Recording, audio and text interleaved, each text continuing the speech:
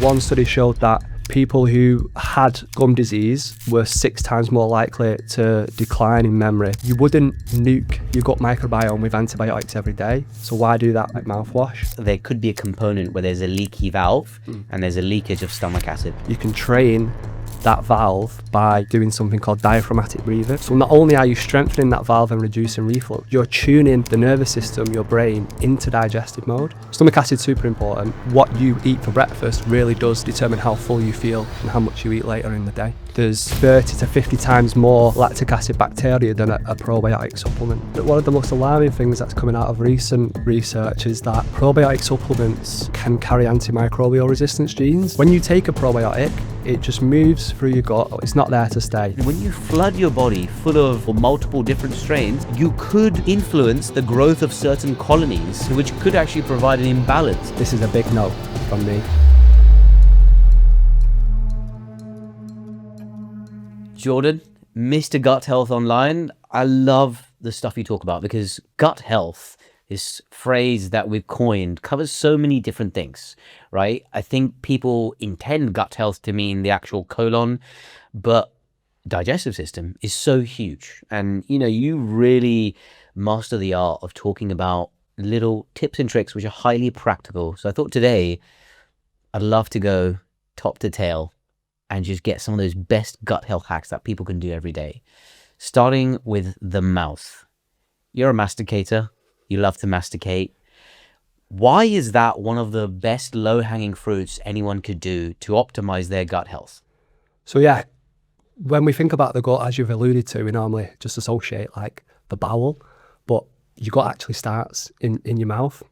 And digestion begins with chewing or mastication, one of our favourite words. I love to masticate. People don't masticate enough.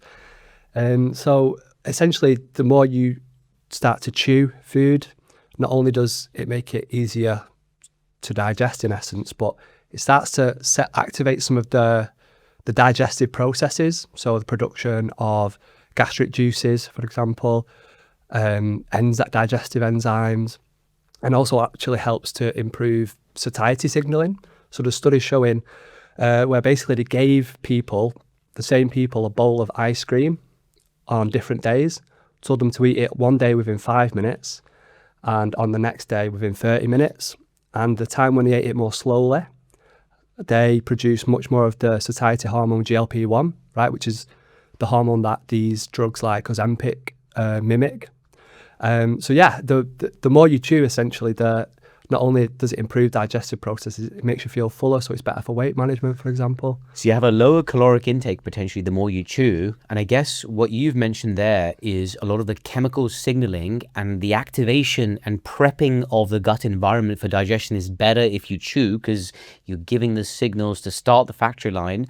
But also, if we think about it purely from a mechanical point of view, just breaking it down to then eventually, you know, having more surface area for the digestive processes to act on.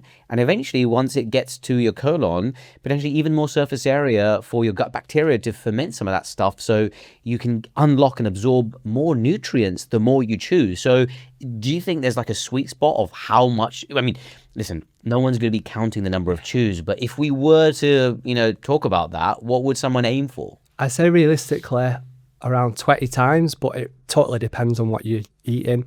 If you're going to have a mouthful of rice pudding, it might take like 4 bites, whereas if you've got a well-done steak, unfortunately that you was too nice to send back in the restaurant, it's going to take you a lot more. So aim for around 20, I say. But to be honest, instead of trying to count, which is difficult, and you're sort of losing that connection with the food, is to do other things like, for example, putting your cutlery down between bites so that you're not, you know, picking up and starting to tuck into the next bite before you finish chewing the first one. So it's just tuning into that sort of food brain connection. Yeah, I think that's really an interesting point, that sort of food-brain, gut-brain connection, because I think especially in modern society and people living busy lives, eating whilst they're working on a computer, not mindfully thinking about their food, there's this tendency to overeat without even realizing we're doing that because we're not chewing. We're using, you know, cutlery constantly as just like a shoveling tool inside us. And we don't allow the brain to sync with the gut in terms of the hormone release. So we probably are full before we realize it because we've not given enough time for the brain to register that or the gut to register that. We can overeat, right? So actually putting your fork down allows time for your brain to catch up and register, hey, we've got enough stretch now, we've got enough food and calories, that's it. We're almost 80-90% done. Certainly, yeah. And when we think about these fullness hormones, right, that signal to the brain that we're full, like GLP-1, like peptide YY, they are released in sort of rhythms. And when you eat your meal, there's typically 3 distinct phases when GLP-1, for example, is released. The first time is when protein hits the small intestine. Well, actually, the first time is, the signal, as you've alluded to, you get the stretching of the stomach, which signals fullness. And then around 15 minutes after your meal, you'll feel this. And I always say, like, sometimes immediately after you finish, because you've wolfed your tea down, you think, oh, I could have seconds. And then 15 minutes later, you go to get a serving of seconds, you're like, actually, I'm pretty full now. That's that first sort of signal kicking in. The second one is when protein hits the small intestine, which is about an hour after you eat. But perhaps the biggest signal is when you eat fibre, you get that much more delayed, around 8 to 12 hours after your meal, when that fibre hits the large intestine and it starts to get fermented by the bacteria there. They produce compounds called short-chain fatty acids, which signal the release of GLP-1. So what you eat for breakfast really does determine how full you feel and how much you eat later in the day.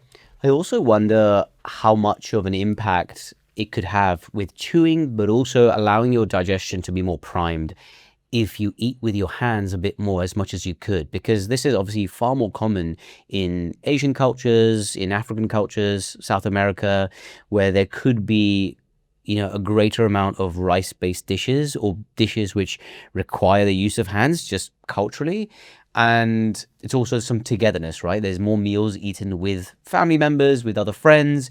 So there's a natural pause between bites, between meals. You chat whilst you eat. So you're sort of inadvertently maybe chewing more, and you're also, taking bigger breaks between the meals as well. So naturally, instead of a 10-minute meal, you're spending half an hour, 40 minutes to eat something. So it's like more in line with how your digestion wants to be.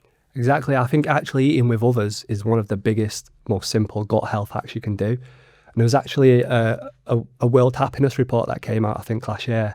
And it basically said that people who eat more often together, that was a better marker of overall wellness than actually how much money you earn. So, yeah, there's many benefits to eating with others. And I think we don't do it enough. Cultures in Asia and the Mediterranean diet has always been a foundation to that. So, one simple hack would be to try and have at least one meal a day with someone else, whether that's your partner, people at work. So yeah, really simple hack, but we don't tend to think about that.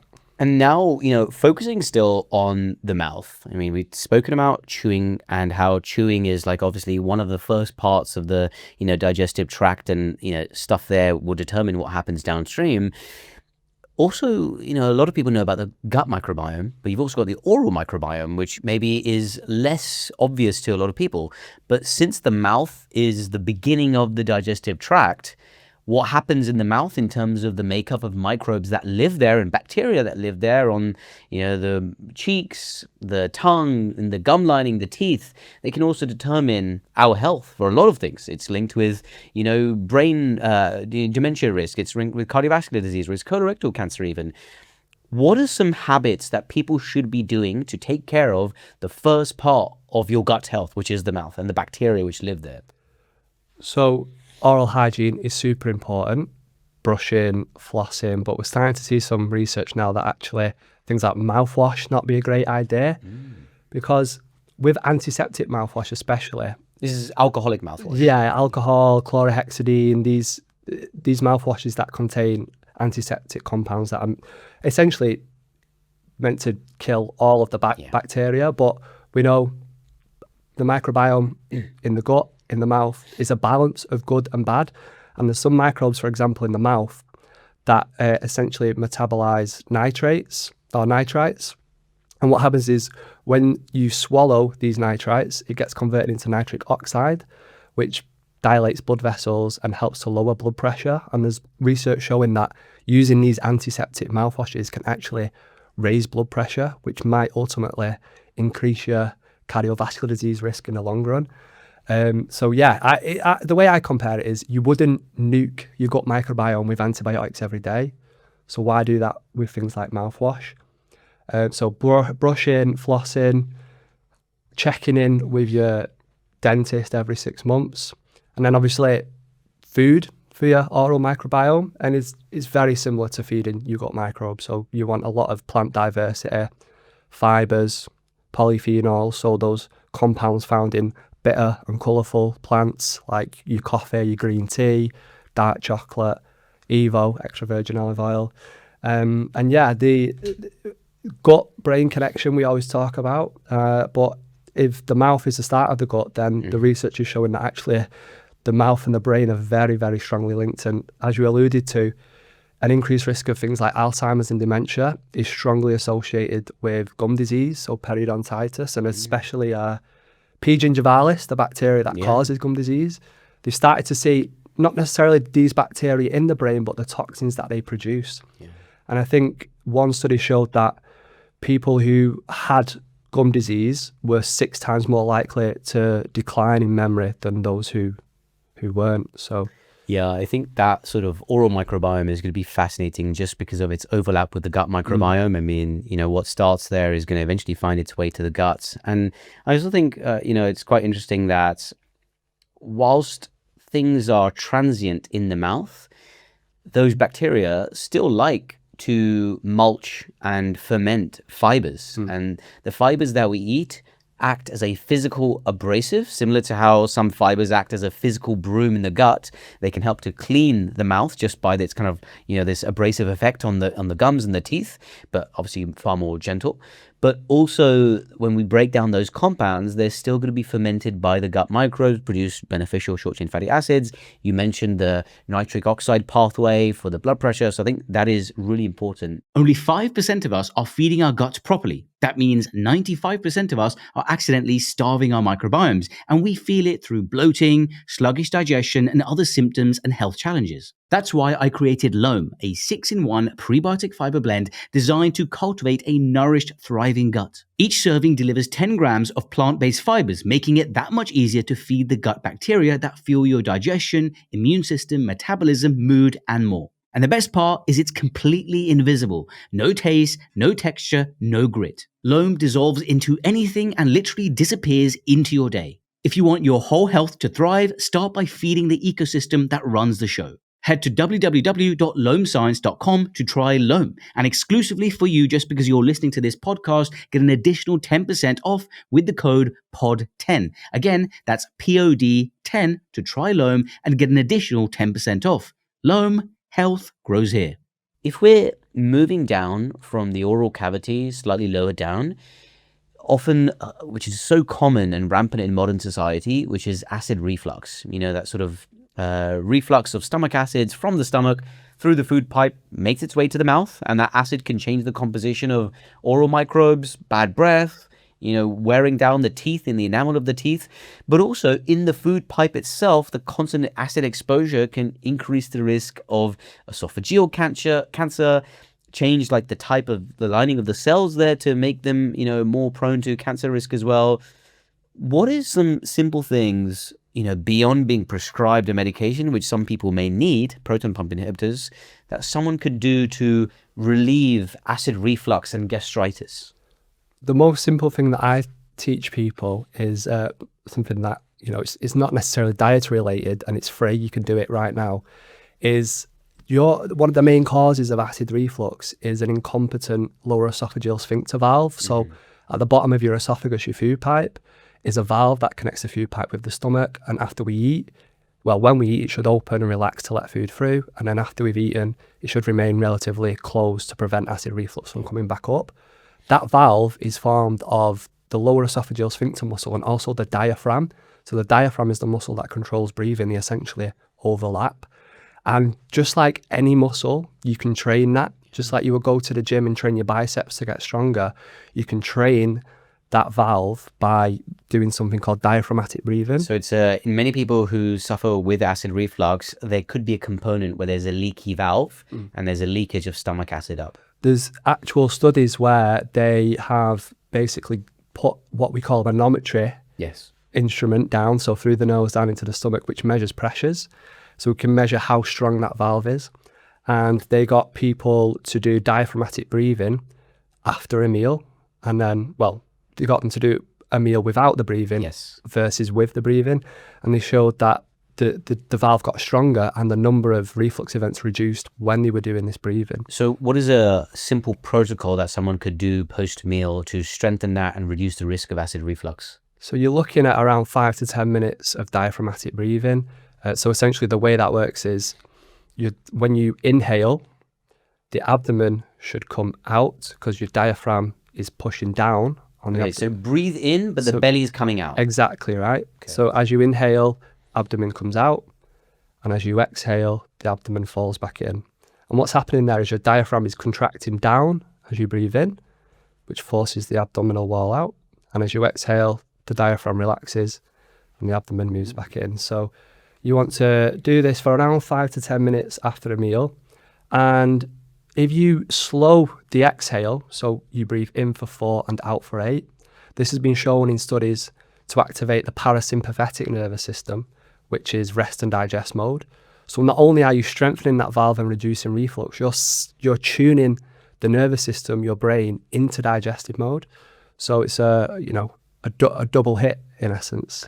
On the flip side, I mean, a lot of people, may have an increased risk of infections and poor absorption of a lot of nutrients like magnesium, vitamin B12.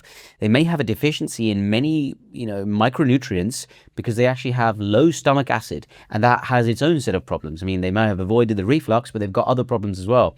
And I think there may be a cohort of people who have certain nutrient deficiencies like B12, magnesium, who actually have it not because of a food deficiency, but because of a stomach acid deficiency issue, right? So in that low stomach acid population, what are some things they could do to potentially, normalize the acidity of the stomach? Yeah, low stomach acid or hypochlorhydria, as it's known medically. You need acid for 2 reasons. Firstly, to aid digestion of nutrients like B12, it needs to be liberated from foods, and also to kill any nasty microbes you might accidentally ingest, right? So we're talking about the oral microbiome. If you've got low stomach acid and you're swallowing 100 billion bacteria per day, a lot of them can make their way into the gut and they shouldn't really be there. So increased levels of things like streptococcus found in the mouth, if they end up in the gut, studies are now showing that it actually is associated with increased arterial plaque. So stomach acid is super important. Some simple ways to increase that. One is bitters. So bitter foods, herbs, dandelion, chamomile, rocket. So a simple trick is when you have your tea, your dinner, I just have a little rocket salad on the side, maybe a little bit of balsamic vinegar with that, which is also bitter and can increase gastric juice production, gastric acid production. And then we going back to the start, digestion begins in the mouth, but it actually begins in the brain with the cephalic phase, which is when you're smelling and looking and feeling foods. So that in itself has been shown to enhance gastric acid production. So again, tune into that food-brain connection. Bitter compounds with your meal, after your meal, can help to increase the production of stomach acid because presumably there are some, bitter compound receptors in the stomach which can help to naturally stimulate stomach acid production. That's exactly it. And, that's what science shows now, but for hundreds of years, cultures have been doing this. Even places like Italy, they do digestives and aperitifs, which are like cocktails made from these bitter herbs. What about post-meal coffee? Exactly, a post-meal coffee, and it doesn't need to be caffeinated because the bitter compounds aren't just the caffeine, but there's other compounds in the coffee. Because obviously, an espresso at 8 p.m. at night might not be a good idea for the most of us. Don't know how they do it in Italy, but a decaf coffee, a chamomile tea or something like that after a meal. So just looking at the stomach right now, a lot of people suffer with nausea because of, and you know, there are so many different types of nausea, right? Chemotherapy-induced nausea to just having an infection to just the sight of something. But if we're looking structurally at the stomach, there could be a significant proportion of the nausea which is purely because there is too much in the stomach potentially, and the emptying of the stomach is not fast enough. Especially this would be in the case of medications which slow down the emptying of the stomach, like GLP-1 medications, gastroparesis, slow down the emptying. What are some things we can do to increase the rate of emptying of the stomach? And this is actually probably not just beneficial for nausea, but to reduce the risk of reflux as well. So especially post-meal to help with digestion, but it's a handy trick for nausea, so you have less in the stomach for you to retch up. So what are some things that we can actually do? One simple thing is to go for what I call a fart walk. So it was actually coined by Marilyn Smith, who's the self-proclaimed queen of fibre. Oh, yeah. Yeah, I think she's actually trademarked it. Love that. So What, the queen of fibre or the fart no, walk? the fart walk. Right. Oh. So there's actually a study which got people to either go for a fart walk, a 10 to 15 minute walk after your meal, or to take a prokinetic. So a prokinetic is a medication or a supplement that stimulates the stomach to contract and move things along. And what they found in the study was that both the fart walk and the prokinetic improved symptoms in general, but the fart walk had a more profound effect, especially on symptoms like bloating. And when we go back to prokinetics, there's a really popular natural one, which is great, and that's ginger. Ginger has been used for centuries in China and Ayurveda for nausea, and you can drink that as a tea, or you could, a bit of ginger powder, and that is a natural prokinetic that stimulates the stomach to release that food into the small intestine. And it's also been shown in randomized clinical trials to help with nausea. Yeah, I think it's pretty, are there any other compounds in addition to ginger that could help? There's a few like herbs that I know. Yeah. So cumin, for example, cumin tea has been drunk a lot. Fennel as well. So these sort of like it's a bit of a bitter as well, again, it's it's that bitter receptor. But if having a tea made from something like ginger, fennel, cumin after your meal could be. So, we've spoken about some hacks and sort of the upper GI or the upper gut now. Moving deeper into, one of my favorite areas is the colon. Because, that's where a lot of the magic happens, invisible to the naked eye. And, there's multiple things that happen here. One is obviously the production of GLP-1 hormone, peptide YY, a lot of appetite signaling hormones, the satiety hormones, the hunger hormones. A lot of it takes place here via fiber fermentation, which then leads to the production of some of these compounds. First of all, just to clarify, and the nuance here is that there's no such thing as a natural GLP-1 booster, right? Whether in supplements or any foods, and I think a lot of people aggrandize certain foods to being GLP-1 boosters. Pretty much any food will boost or increase the levels of GLP-1, right? Even if you have a packet of crisps, that probably will boost GLP-1 a little bit because it's just satiety. You're going to feel slightly full. So that's obviously useful context to have, but there is something to be said about consistently eating high protein, high fiber, especially fiber, to stimulate that long-term sustained satiety over the day. So what are some foods which are the most beneficial to give you that consistent production of quick bursts of GLP-1 and other satiety hormones, which can, over a long period of time throughout the day for several hours, keep you full? So the best combo is protein and fibre, especially fermentable fibres.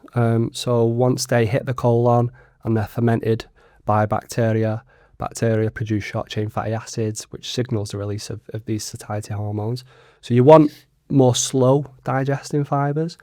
And there was a study which showed that particularly like whole intact whole grains, so your oats, you're going to be opting for things like steel cut oats rather than like porridge oats or jumbo oats, because they retain more of that bran, which is fermented. So yeah, if you want more of an Oatsempic, if you will, effect, then go for steel cut. And any other sort of whole grain with the bran intact is a great idea. Yeah, I mean, that makes sense to me. And obviously it's based on the research, the sort of steel cut oats versus ground up powdered oats. In a similar instance, if you're talking about like whole chia seeds versus ground chia seeds, in that instance, my hypothesis would be that the ground chia seeds would be better for fermentation just because they're more bioavailable for your gut bacteria and maybe produce less bloating, would be my thinking, just because there's greater surface area for your bacteria to act on for the, ground up chia seeds in that instance, right? Because maybe with the oats instance, when you grind the oats and you process them, there's a loss of some of the prebiotic beta-glucans, the prebiotic fibers in that.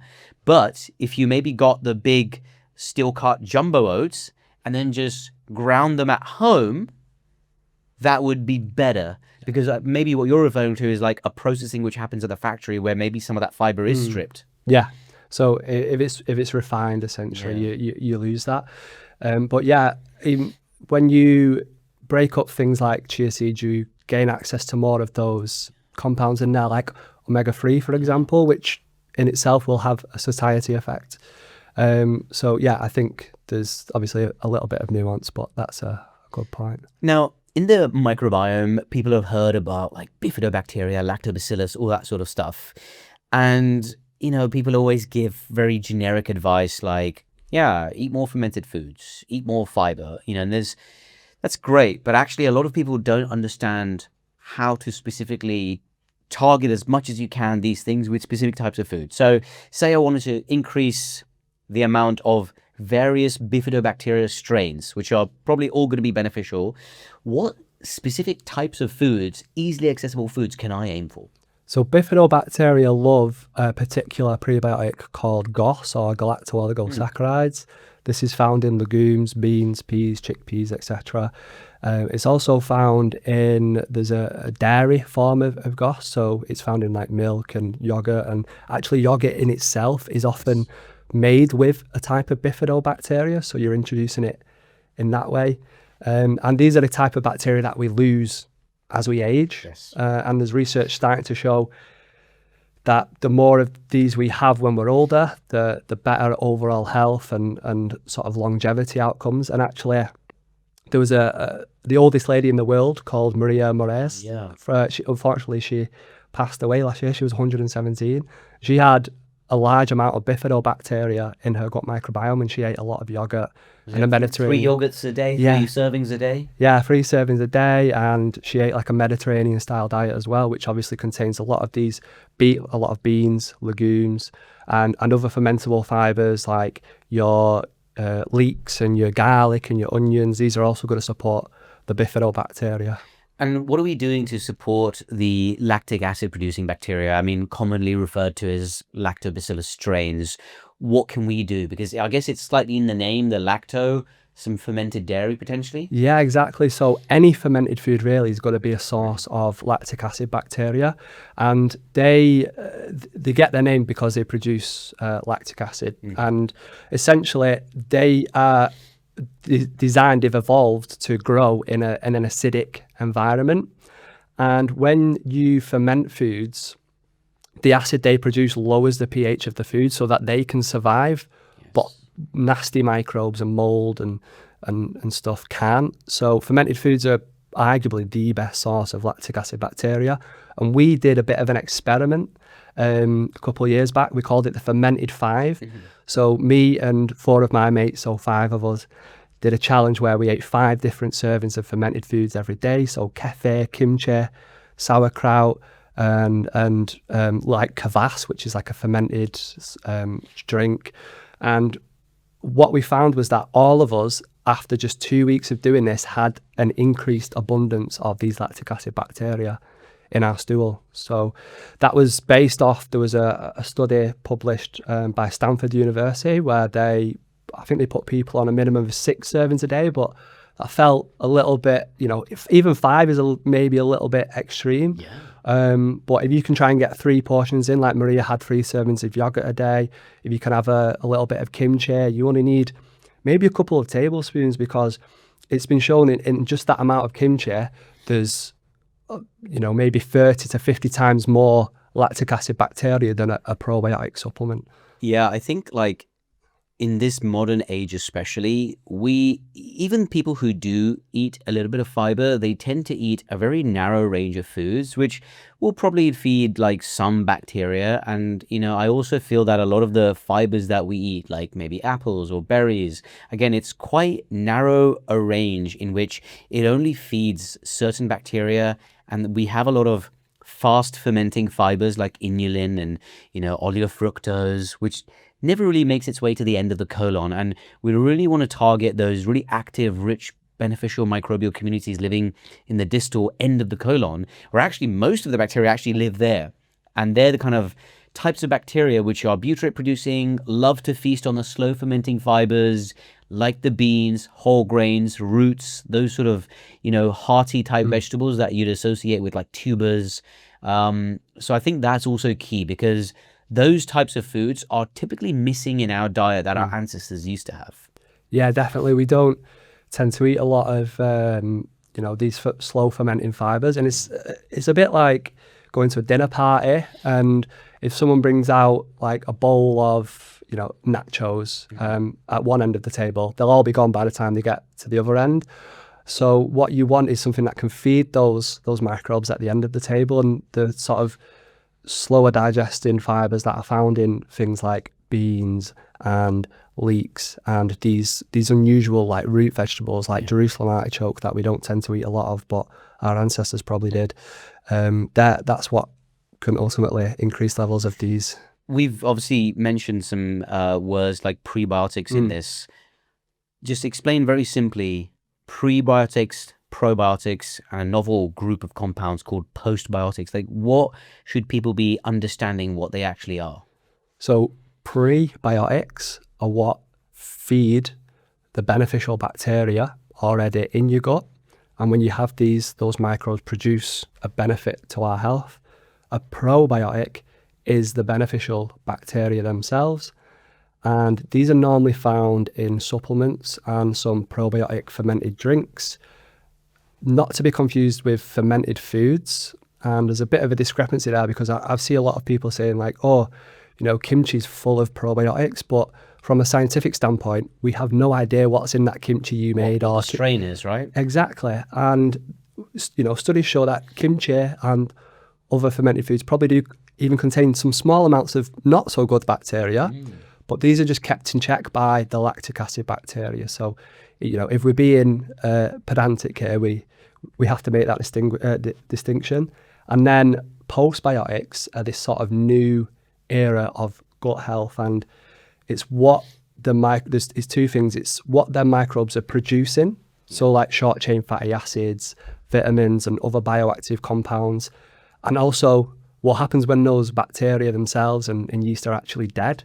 So they might even give us benefits from beyond the grave. Yeah. And we think that's because they're still helping to like train our immune system, which most of it resides in the gut. And our other gut microbes can recycle bits of those dead microbes. So if you want to cook your kimchi in a kimchi and cheese toast, I love it. It's one of my favourite things to make. You're not necessarily losing the benefits, because even though those lactic acid bacteria might die, there'll still be benefits from the compounds that they produce when they were fermenting the cabbage, like the short chain fatty acids, and even just that immune signaling once they've gone into the next life. I think, as you mentioned kimchi, most fermented foods, including things like kefir and yogurt, naturally contain a mix of pre, pro, and post. You've got in kefir and any fermented dairy, you've got the prebiotics with galacto-oligosaccharides, you've got the probiotic rich diversity with the actual live microorganisms, if they're still alive, if they're made with live and active cultures. And then you've got the postbiotics, which could be, as you said, a combination of the inactivated dead microbe plus the metabolites and beneficial compounds that they've produced. And actually you've got like a nice little packaged all of these sort of things, which is why probably most people would benefit from having a daily consumption of some fermented item, because you actually get a naturally packaged mixture of all of these pre, pro, and post. Yeah, exactly. I always say, a fermented food, almost everyone would benefit from eating those daily, whereas a probiotic supplement, for example, that's only for targeted indications. So yeah. I'd be curious to get your take on probiotic supplements, because right now, I mean, I've changed my mind on probiotic supplements a lot over the years. A few years ago, I was completely against probiotic supplements. Then I changed my tune to being for probiotics for specific conditions. However, I've changed my mind slightly more again in thinking that I think that for the average person looking to improve their gut health, they're not going to move the needle much by taking probiotics. Even for specific conditions, I've changed my tune a little bit, because I know there are some guidelines which suggest, for example, during antibiotics or after antibiotics, there may be some benefit, according to some guidelines, for taking specifically studied strains like Lactobacillus rhamnosus GG for post-antibiotic recovery. But there are some guidelines which actually suggest there is no benefit, full stop, and you'd actually be better. You actually can recover better just by focusing on eating more fermented foods, eating more fiber, soluble, gentle fibers, to actually rebuild your gut environment and gut terrain. So, and because if you think about probiotics, your gut environment is always in a state of equilibrium. You don't want any one strain growing too much or any other pathogenic colonies growing too much as well. And when you flood your body full of one colony, like 10 billion units or whatever of one strain or multiple different strains, you could influence the growth of certain colonies, and which could actually provide an imbalance. And again, this is a bit of a stretch to say this, but could we be seeing a contribution to the rise of certain conditions like SIBO, small intestinal bacterial overgrowth, because of the rise of people just taking probiotics willy-nilly? Almost like the reverse case of antibiotics, where people just take antibiotics for fun. We're now taking probiotics for fun, and mostly it's probably harmless. But is there a small proportion of harm being done?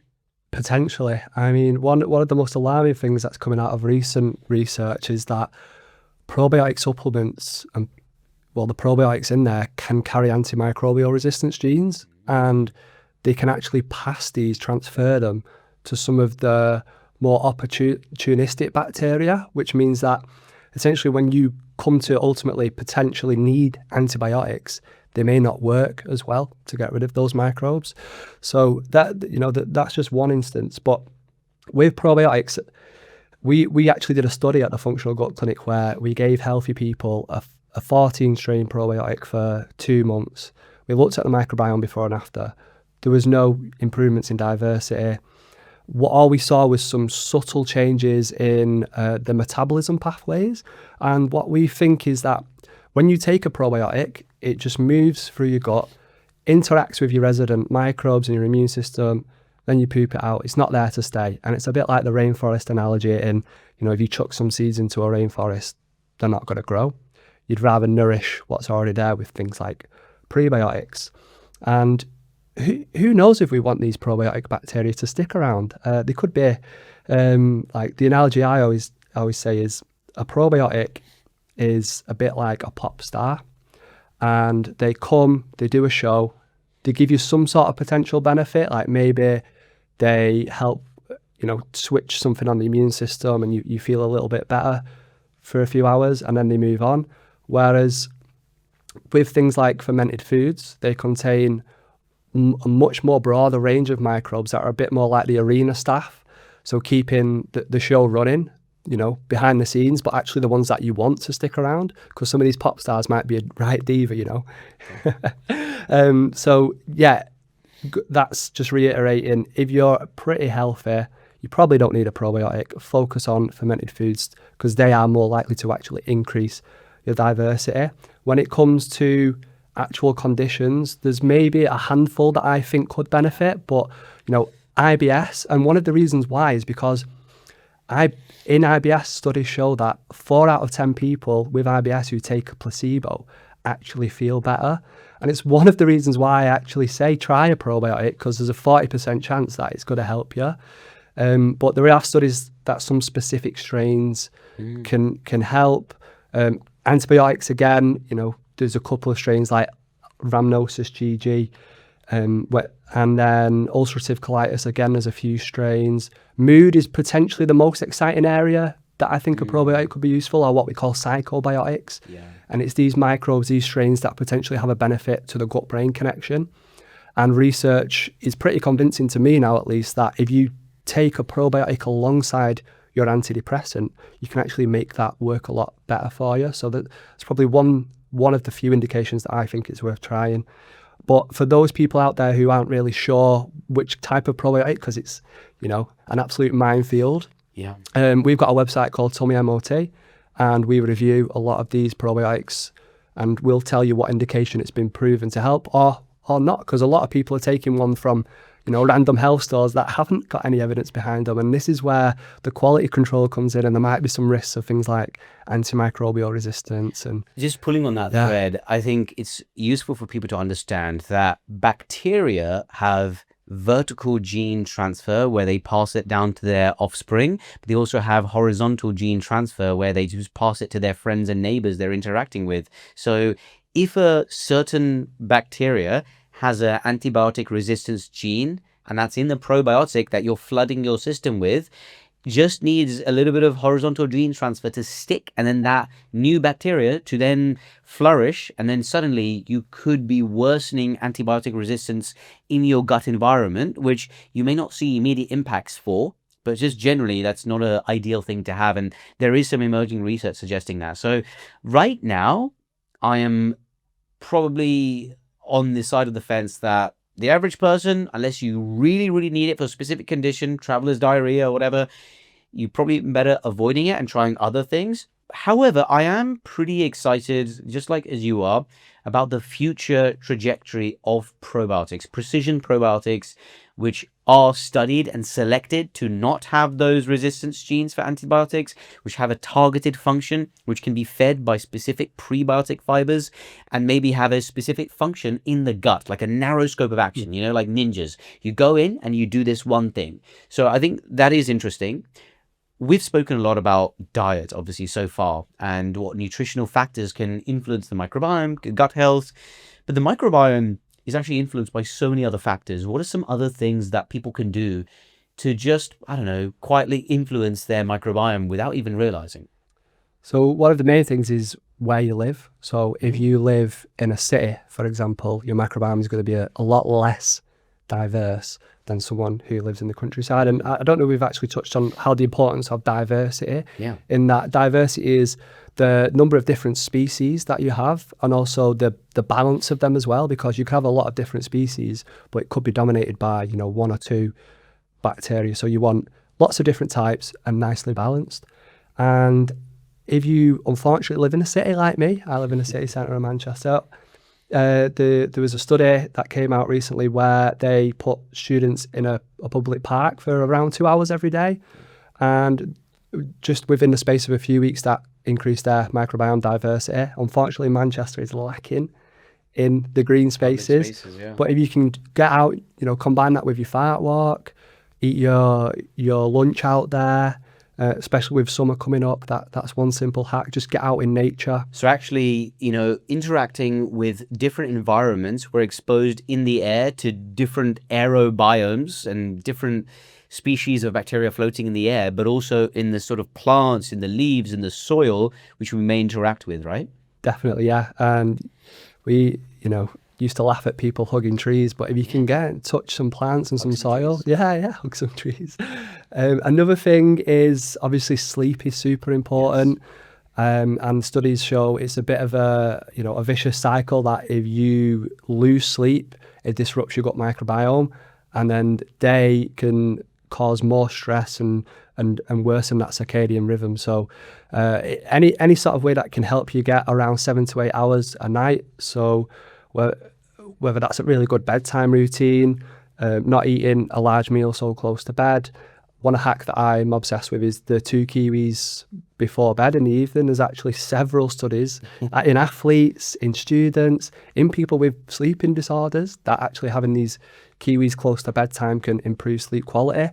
We're not entirely sure what it is. They do contain quite a bit of melatonin compared to other foods, although not quite as much as a melatonin supplement. But one of the studies did measure this in the urine and showed that actually kiwis led to an increased output of melatonin. But I think potentially just because they're low fermentables, fibre, they're full of antioxidants, polyphenols, and help to just, feed your gut microbes during sleep, which are helping to produce some of these, these compounds that help us and balancing things like blood sugar. Sleep, super important. Exercise as well is another one. It's a bit like Goldilocks and the Three Bears, not enough. You're not getting that benefit, but too much exercise can actually be detrimental to your microbiome and your gut. Well, you're about to run a marathon, so you're going to have some leaky gut type symptoms, because of that intestinal hyperpermeability and that inflammatory response after the marathon. So take me through what your routine would be to make sure you minimize the inflammatory effects on your gut after like a long marathon exertion. Yeah, I'm a bit of a hypocrite because I'm telling people not to do endurance, high intensity exercise, but I've signed myself up for a marathon. So essentially, when due to the stress and the dehydration and it causes a temporarily leaky gut. Low fibre in the run up to marathon. Exactly, you're fueling with, refined carbs, which obviously help exercise, but that lack of fibre and that lack of things like butyrate is gonna disrupt the gut lining. So I think, it's something that's going to happen ultimately. And if you are training like for a high rocks all the time and doing multiple marathons, probably not such a good idea. You might want to take some steps, making sure that when you do get your recovery in, you're eating those fermentable fibres to help nourish the gut lining. You want to hydrate properly as well, because dehydration can cause this.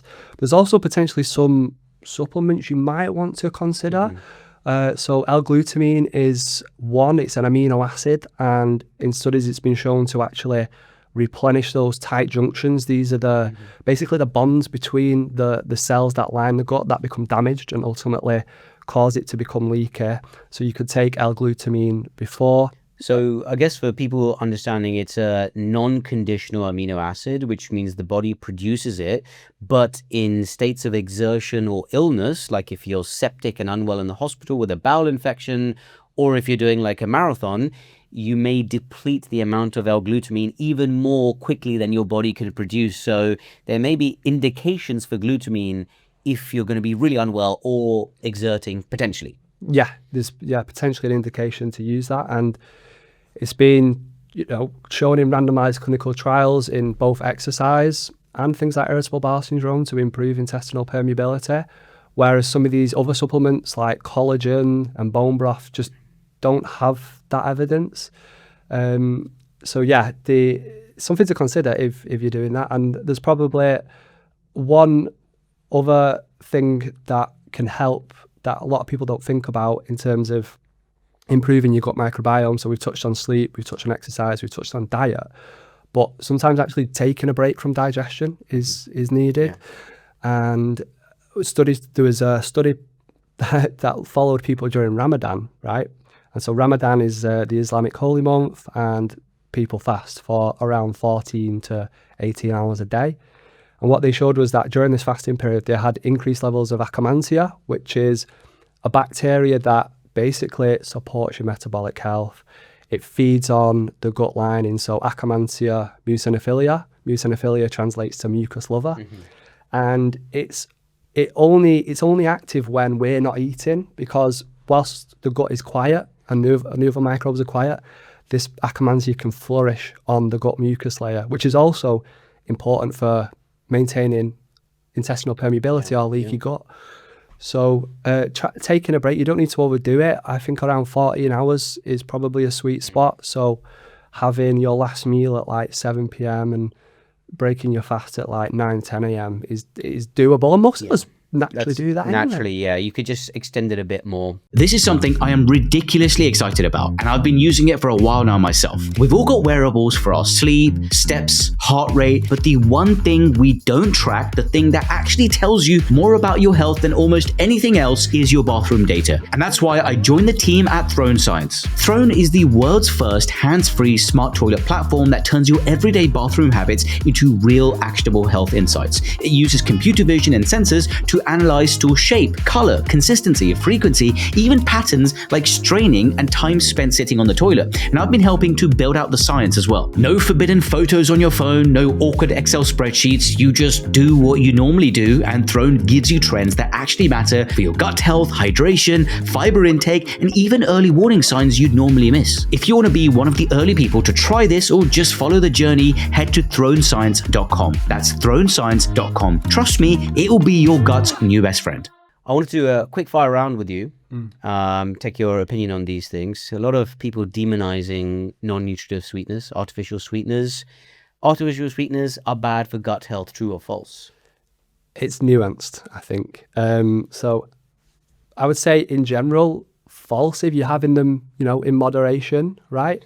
And we're starting to see some research that things like aspartame and it's fully metabolized in the small intestine. It's broken down almost instantly.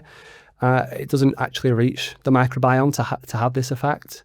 And if you're having the equivalent of, there was a study that came out around 1 can of Diet Coke a day, there's not enough aspartame to have any effect on the microbiome there, and also to affect things like your metabolism. The poison's always in the dose, as with anything, right? So in a lot of these studies, they were done in significantly beyond a human physiological dose in rodents that we'd never be exposed to unless you were consuming over 30 cans of diet soda a day or more, in which case you probably have different problems than the artificial sweeteners, and probably also the weight loss you might experience with artificial sweeteners and the lack of sugar might actually be beneficial indirectly to your gut microbiome. Another thing I want to ask you, symbiotic supplements, true or false they're good for your gut health? False. I think symbiotic is a bit of a scam term.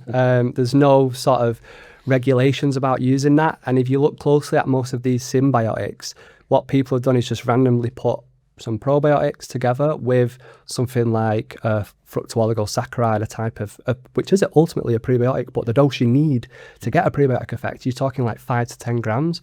In these supplements, it's about 0.1 gram, which is like nowhere near enough to have any. Wind. Yeah. So yeah. Bit of a scam term. So save your money, stay away from symbiotics. Yeah.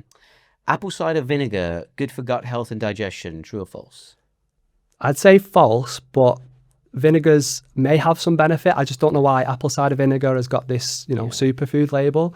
But vinegars, apple cider vinegar, balsamic vinegar, red wine, actually help to slow gastric emptying, which helps to balance your blood sugar, helps you to feel fuller. So yeah, have some vinegar with your salad or in a dressing, but I would not be shot in apple cider vinegar. Not good for your enamel or your esophagus tissue. And finally, these are everywhere. Greens powders, good for gut health or don't do anything? This is a big no from me. There's a few issues with these. The first one is that they are not as good as they make themselves out to be. So they usually actually don't contain that many micronutrients. They're typically low in fiber. There's around 1.5 or less grams of fiber per serving. To put that into perspective, a banana in itself is like 3 times more than that. And what I would be doing is not trying to replace whole foods which have fiber and polyphenols and other antioxidants with this sort of superfood powder. And there's another thing called pixie dusting, which is where they say it's got superfoods in like matcha, moringa, chlorella, but they're always at the bottom of the list. And if an ingredient's at the bottom of the list, it means it's in the lowest amount. So you're not actually getting enough of that superfood to have a benefit. Fairy dust, pixie dust dosing. Final one, fiber gummies, good or bad? I'm not a fan of gummies in general unless you're a kid, and you want to take a multivitamin gummy, that's fine. But the problem with gummies is research is showing that the amount of ingredients in there, active ingredients, whether that's a fiber, a probiotic, melatonin, is never actually what it says on the label. It can fluctuate. Some have none in there. Some have way more than what it says on the label, and that's quite dangerous when it comes to things like, melatonin, for example. And also, I don't think you could physically get enough fiber that you need or prebiotic into a gummy. So yeah, avoid. I think also on the back of that, the problem is that formulate a fiber gummy, there's only certain types of fibers which work best in that. And often you'll find that fiber gummies contain either inulin or certain pectin-based fibers, which in my opinion, the types which are used in there, which are suitable for a gummy format, are the fast fermenting types, cheaper, more commodity, and because of the dose they may put in, because you might eat several gummies in one go, no one just eats one gummy, you're going to get a high dose of poor quality fibers, relatively speaking, and you're going to get gas and bloating. And I've had so many reports from people experiencing gas and bloating and stomach upset from overdosing or just going too hard on fiber gummies, thinking it's good for their health, but then, combined with the other sugars they might have. If you want a candy, eat a gummy. If you want an actual health supplement, pick to pills, capsules, or powders, which is the best delivery mechanism for any nutrient you're trying to have. Mm-hmm. Yeah, and when it comes to getting the right amount of things, it's normally going to be in some sort of powder form, like a capsule. And if we go back to, for example, the one I always use is psyllium, right? So to get a clinical benefit of psyllium for things like constipation or diarrhea, you actually need about 10 grams. And people take psyllium capsules, and in each capsule there's about 0.5 grams. So you'd need to be taking about 20 capsules. So that's not a great idea. But yeah, when it comes to supplements, it tends to be a pill or a gummy. It might not end up having enough of what you need in there for things like that prebiotic effect. Yeah. Yeah. I think this is such a crucial area for people to understand, because we're now realizing that the gut, the microbiome, is linked to so much more than digestion, sleep, mood, immunity, metabolic health, cholesterol, hormones. So I think, we're going to have you back on the podcast for a round 2. But Jordan, thank you so much for joining me. Thanks for having me.